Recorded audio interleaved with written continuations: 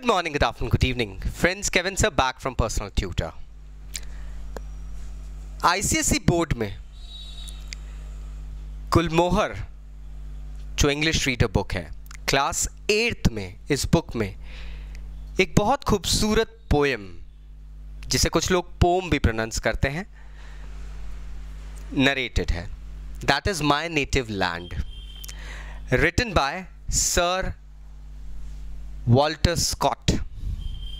नाम से ही लग रहा है that he is a Scottish fellow. Born on 15th of August 1771 and left for his heavenly abode on 21st September 1832. Sir Walter Scott एक lawyer, एक जज, एक राइटर, एक पोएट, एक play right and literary matters में तो एक genius थे दोस्तों. He was among the genre of those early Scottish writers जिन्होंने इंग्लिश पोएट्री में एक रेजिमेंटल अप्रोच रोमांटिसिज्म की एरा में डाली थी. रोमांटिसिज्म फ्रेंच रेवोल्यूशन और उसके बाद में एक पीरियड ऐसा निकल कर आया था यूरोप में जब लोग एलिगरीज को एम्फसाइज करके पेट्रियोटिज्म को लोगों के दिलो दिमाग में स्थापित करते थे. एक रोमांटिसिज्म का वे आया था when the countries were going through political unrest. There was such commotion that wise men, people like the poet over here, they wanted to inculcate the joy of patriotism, oneness, belongingness in the hearts and mind of the countrymen. यहाँ इस poem में भी, this is basically an excerpt. ये poem एक excerpt है the lay of the last minstrel 1805 में एक long poem लिखी हुई, उसका एक्सर्प्ट है. ये वो पीरियड था जब लोग अपने घरों में इन लंबी लंबी किताबों से भरी, जो किताबें भर देती थी, इन पोएम्स को घरों में रिसाइट करते थे.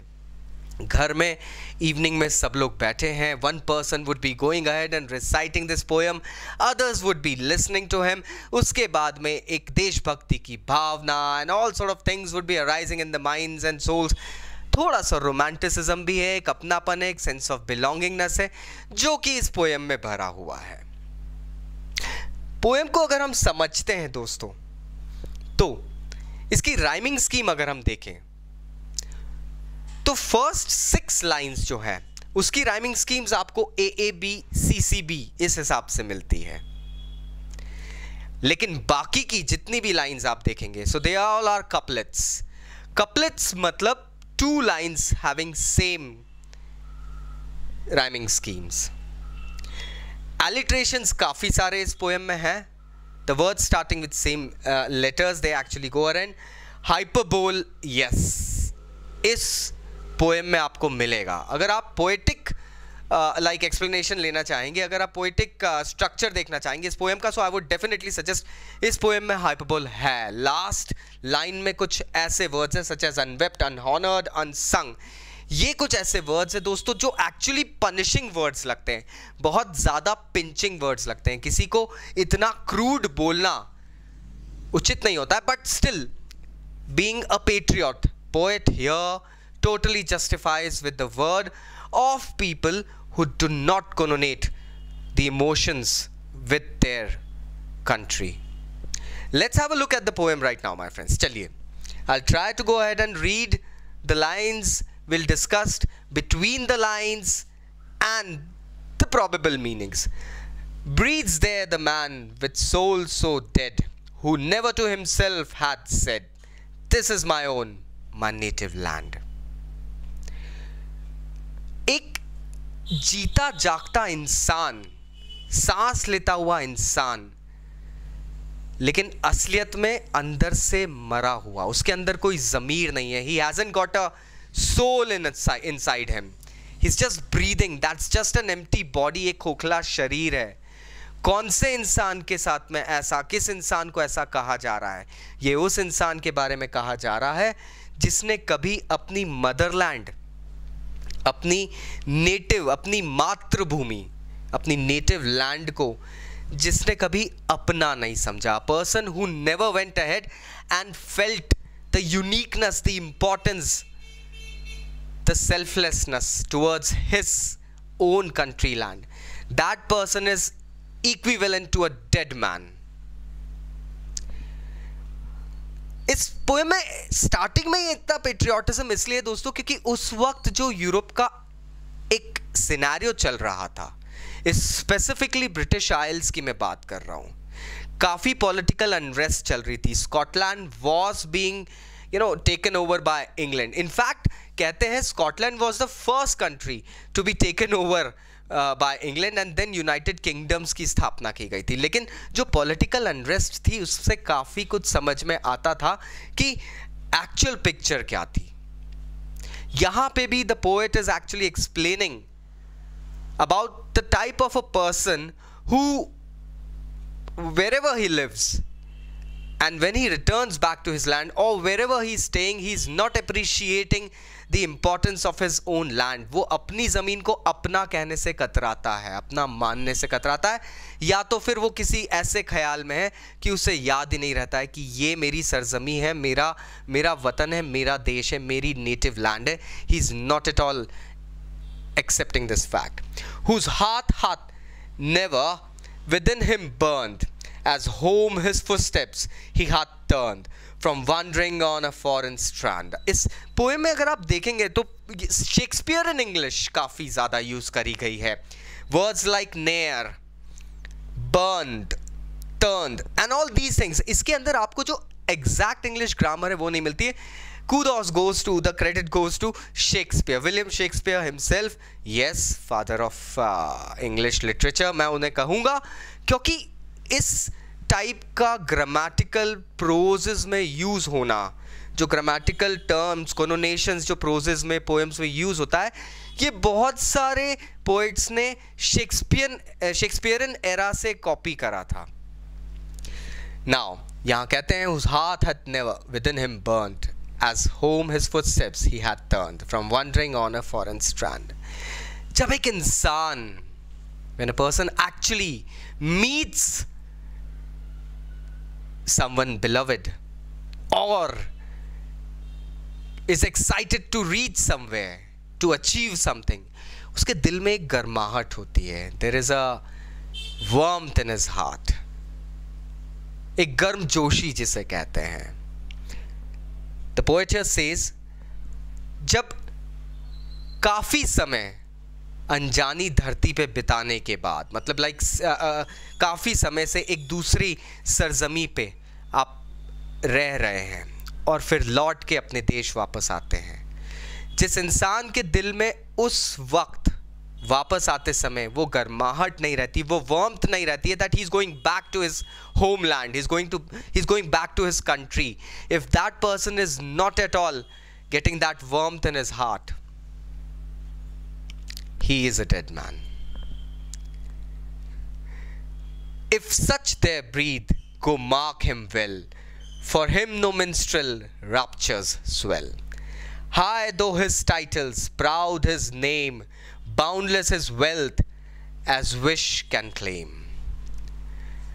अगर कोई ऐसा इंसान कहीं पे मौजूद है, अगर कोई ऐसा इंसान कहीं पे जिंदा है, तो let us go ahead and mark this fellow. इस ऐसे इंसान को तो बिल्कुल मार्क करना चाहिए. We should notice such fellows.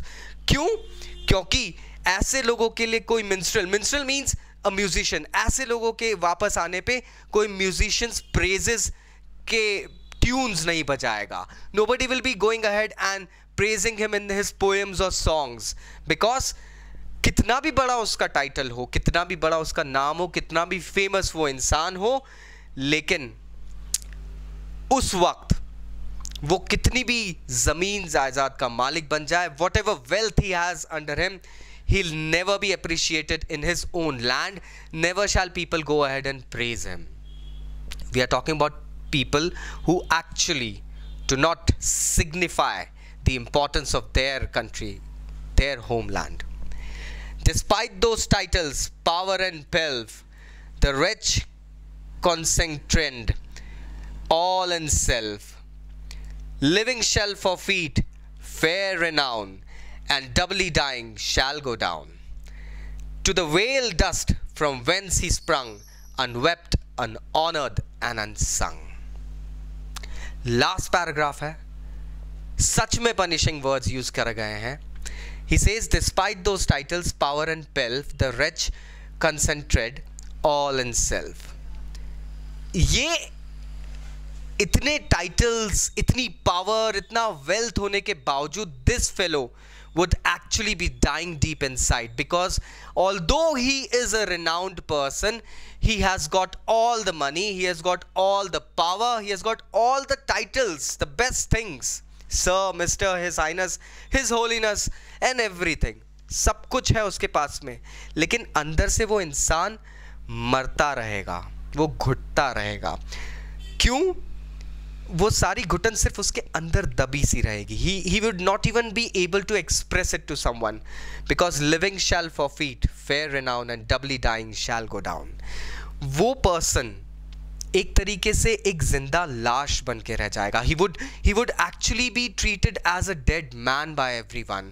Nobody would be going ahead and renouncing his name. Nobody would be announcing his entry anywhere. He would not be appreciated, he would not be praised, and that person would doubly die. एक बार तो वो जिस दिन वो मरेगा, that person whenever he will die, वो एक death नहीं, वो दो डेथ मरेगा. एक फिजिकल डेथ होती है एंड सेकंड एक मेंटल डेथ होती है. दोस्तों यहाँ पे मेंटल डेथ उस इंसान की नहीं बता रहे हैं, यहाँ पे मेंटल डेथ बताई गई है the lack of remembrance. Once that person dies, he would definitely be forgotten by all. आज भी दोस्तों उन लोगों के बारे में याद किया जाता है जो लोग कुछ अपनी मदरलैंड के लिए करके जाते हैं. Remember that thing. वतन पे जो कुर्बान होगा एक अलग जज्बा होगा. There is something about like that told about the शहीद्स, जो लोग अपने कंट्री के पेट्रियोटिज्म के लिए जो लोग वॉलंटियर करते हैं, एंड दोज हु डाई, उन लोगों को आज भी याद रखते हैं. So this person would probably not be remembered by anyone, so he would be dying twice. And trust me, मरने के बाद अगर किसी इंसान को याद नहीं किया जाता है, that person would really be doubly dying, because even his name would not be announced by someone else. To the vale dust from whence he sprung, unwept, unhonored and unsung. उस person को जहाँ से कहते हैं, it is said in Bible, a connotation is said that man was created from mud, and then when he dies he goes back to the dust. He was created from dust and he's gone back to dust. From dust thou shall come and to dust thou shall go.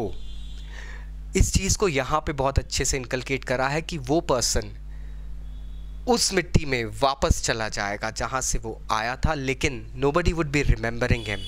He would be left unwept. कोई आंसू उसके लिए नहीं बहाया जाएगा. He would be unhonored. Nobody would be paying any respects to him.